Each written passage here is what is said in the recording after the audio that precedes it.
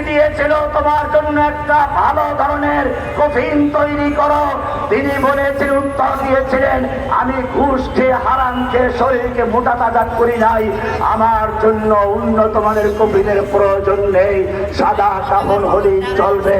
আল্লাহ এই বাচ্চাটাকে হেফাজত করো।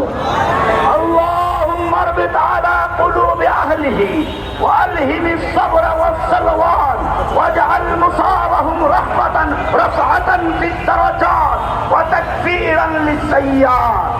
আল্লাহ রাব্বুল আলামিন তার সমস্ত গুনাহগুলোকে মিটিয়ে তাকে জান্নাতের আলামে মানুষের কবুল করুন।